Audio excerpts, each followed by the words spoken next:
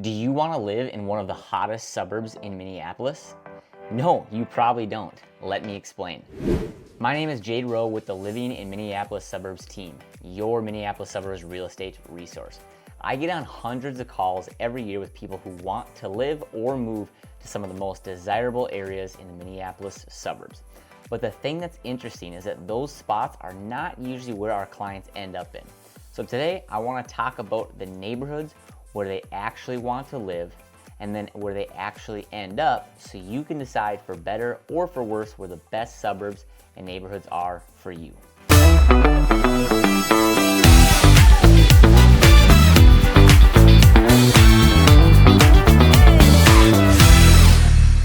So a large request I get is that people want to live in a walkable community with things happening around town, which does make sense for the awesome summers Minneapolis gets, but is kind of rare, and most of our suburbs aren't set up to be that walkable due to the winters and how cold it can get here. You will find that the suburbs closer to the downtown area will all be a little bit more walkable, as those neighborhoods have cute, small downtowns and their houses are closer built to one another and closer built to the downtown areas that people like to explore and enjoy. As you move farther out, the outer ring suburbs, you're gonna find less and less of that. Now there are awesome spots you can drive to and then walk around, but you do need a car to get there unless you want like a 30-minute or longer type of walk, which most people don't want that long of a walk. One of the suburbs that always comes up in conversations for me is Edina. These are the first suburbs people hear about when moving to Minneapolis. Edina, Wayzata, Minnetonka, and Eden Prairie. We're gonna break each one of these down starting now. Let's now get into Edina, renowned for its top ranked schools according to niche.com, upscale shopping district like 50th in France, which is a beautiful street with popular restaurants and shopping, and picturesque neighborhoods which have tons of uniquely built homes. Also with close proximity to downtown and the Minneapolis airport, it's a great central spot for a lot of people, which is why a lot of people ask me about it. The average home price, according to Zillow, is approximately $567,000. I would argue that if you want to be in Edina, though, you'll probably have to pay closer to that $700,000 price point to get a home that's in good shape and turnkey, ready to be moved into, which most of my clients are looking for. If you are considering Edina, while it is desirable, Edina's high property values can be a barrier for many buyers, along with smaller lots. Since it is a suburb closer to the downtown area, the lots are smaller than other suburbs. So if having a larger lot, a larger yard, and space between homes, then Edina may not be the total perfect spot for you.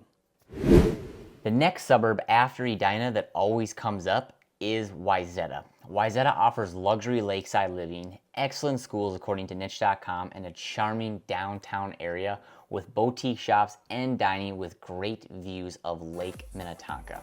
It's only about 20 minutes from the downtown area. This is another reason Wayzata is a very desirable spot for a lot of people. The average home price, according to redfin.com, is around $722,000. But again, in my opinion, as someone who's really on the ground, to get an updated, ready to go home in the Wayzata area, you really have to spend closer to that $1 million mark. There's many considerations for Wayzata. Some of them are the premium home prices for homes and limited inventory make it a very competitive market, and it can be super hard to find a home at times. Some homes have larger lots and yards, while others can be really kind of stacked on top of each other. So you generally will have larger lots and yards than you would in Edina, which we talked about before, but not necessarily those large lots that you think of when you think of, large lots with a large fenced-in backyard. The homes are a little bit closer together in Wayzata, which again makes it not the perfect spot for a lot of people. Next, after Wayzata on our list is going to be Minnetonka. Minnetonka features a mix of spacious older homes and modern developments, complemented by a strong school system and the close proximity again to the airport and downtown Minneapolis. The median sales price for Minnetonka is around $526,000 right now in 2025. And at this price, you're gonna find that some homes have large footprint, but do need some updating. Higher property taxes are also a thing in Wayzata, and a less centralized layout compared to other neighboring suburbs does make Minnetonka not the spot for some people, but also not having really any sort of central downtown strip can also be a turnoff for some people since Minnetonka does not have that. In my opinion, people all want to be in Minnetonka school districts. That's a very sought after school district.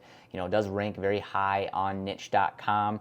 It's not the top one on niche.com, but it is up there. A lot of the homes in Minnetonka do need some updating, but they're going to be a large footprint and they're going to be larger homes, some larger lots, big backyards, that kind of thing, very close to Lake Minnetonka. But I think why some people choose not to go there is it doesn't have that cute downtown that some people want easy access to, and you do have to pay a lot of money to get sort of an outdated, large but outdated type of home. Finally on our list is Eden Prairie. Eden Prairie is consistently ranked among top suburbs. It boasts excellent schools, extensive parks, and a robust community atmosphere. Actually ranked it #1 suburb to raise a family in Minnesota, according to niche.com. Eden Prairie is a very popular suburb, and EP is also going to offer larger lots and yards for people who want a yard for their own pets or some more space between homes, and the average home price is around $428,000, according to redfin.com, making actually a 6% increase from the previous year. While this may be true, I would plan on spending above $500K for a turnkey, ready-to-go home in Eden Prairie. While Eden Prairie offers numerous amenities, the rising home prices are a consideration for budget-conscious buyers that are looking for a home in some different suburbs. So now the reality check kind of comes in. While suburbs like Edina and Wayzata are very highly coveted, many buyers that do find neighboring communities offer similar benefits with more attainable home prices and availability. So we're going to check out some of those now. So to start us off, if people are looking in Edina, what's the first suburb that they usually end up in? It's going to be St. Louis Park, all right? St. Louis Park is a great suburb. It offers a vibrant atmosphere with numerous parks, new developments, and super close proximity to the downtown Minneapolis area. It's only about a 10 to 15 minute drive from St. Louis Park east to the downtown area. The average home price for St. Louis Park, you're going to find a lot of ramblers, story and a halves, and 2 stories, is around $359,000, reflecting actually a 1.2% increase year over year, according to Zillow.com. I would argue that you should expect to probably pay more close to that $400,000 price point if you're looking in St. Louis Park, but 360 is a good starting point. So the benefits of St. Louis Park is that obviously it's a more affordable suburb than Edina. It also has a lot, kind of more of like a youthful vibe and a convenient city access. So what I mean by that is that it's basically going to be a lot of younger, maybe families, people that are just getting out of college and are buying their first home. There's a lot going on in St. Louis Park, so you find a lot of young professionals live in that area because of all of the shops and the workout spots and the bars and the speakeasy and just things happening and the close proximity to the lakes. But there's awesome families that live there as well. Plenty of families that I'm close to live there, plenty of friends that I'm close to live there. It is a very desirable suburb. If someone doesn't end up in St. Louis Park, the next suburb that most people will end up in, if they were originally looking in Edina, is Bloomington. Bloomington is known for larger lot sizes and lots of diverse housing options and attractions like the Mall of America and Highland Park Reserve. The average home price in Bloomington is around $345,000.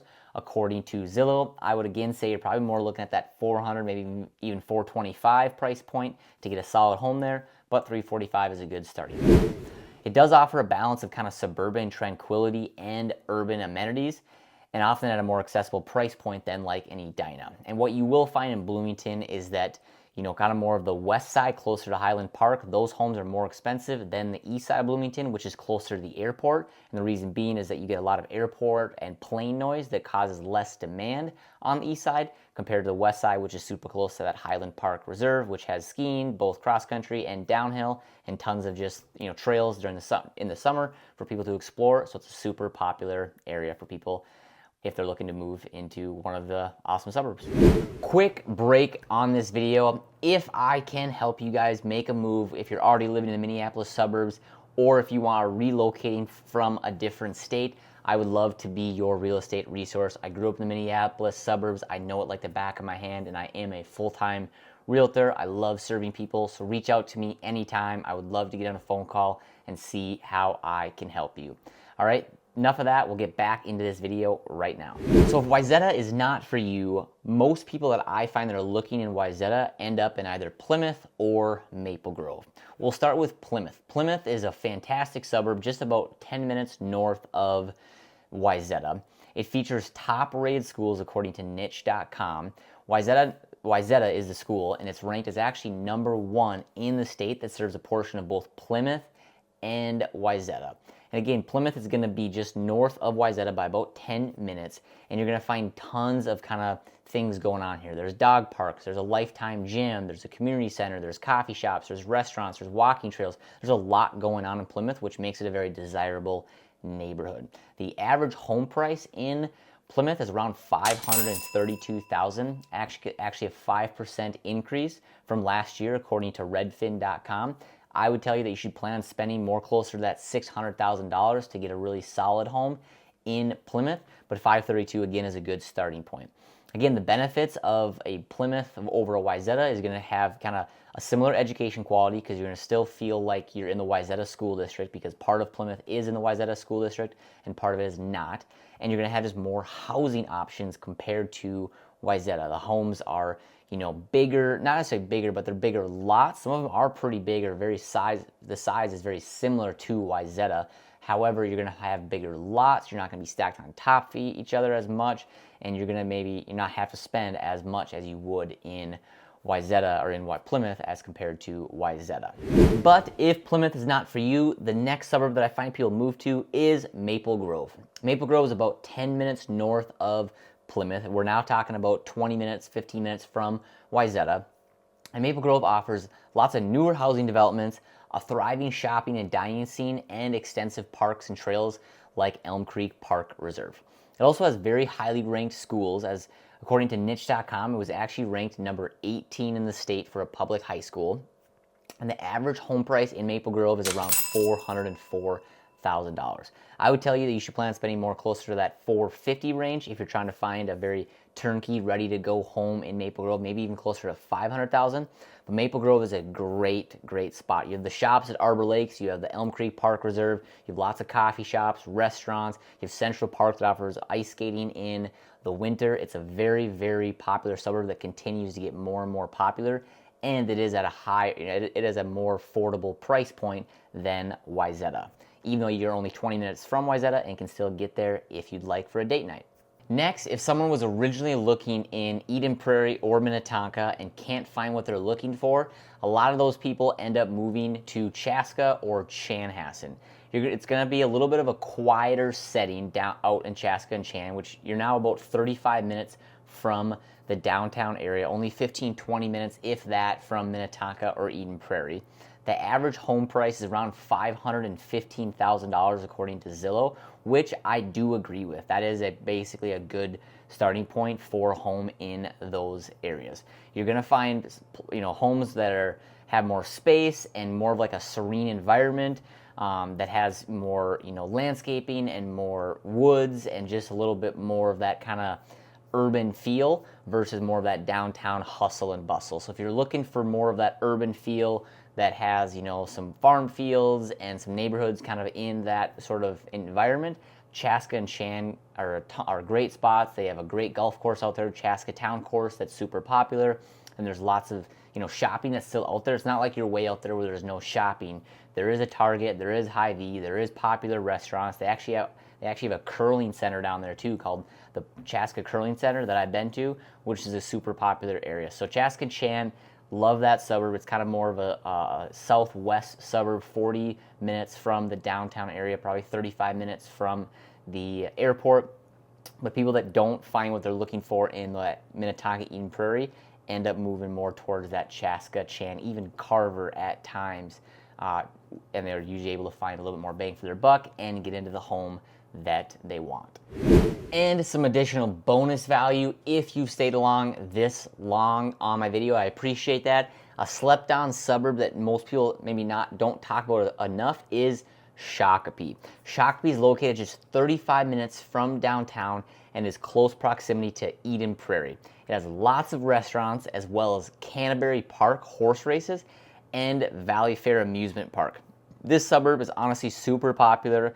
It's a super popular option that most people don't consider right away. I've had a lot of friends that have moved to Shakopee or have moved away from Shakopee, but Shakopee is a very nice suburb. It's, again, only about a 35-minute proximity from downtown, 30 minutes from the airport, but you have Canterbury Park, which is super unique. You have Valley Fair, which is super unique. You have the coffee shops, you have the restaurants, you have the shopping, and your average home price there is going to be around $500,000. So again, a more affordable option compared to the Wayzata, Minnetonka, and Edina. You'll also find that a lot of these homes are updated and good to go compared to a Minnetonka, where you're paying a lot of money for maybe a little bit more outdated home. Awesome, guys. Well, I appreciate you guys staying around this long and watching this video. I hope it was helpful. 2 other quick videos that I want to talk about are going to be right here: safest suburbs in Minneapolis area and top Minneapolis suburbs. Go check those out. And I appreciate you guys. Stay tuned for more videos to come.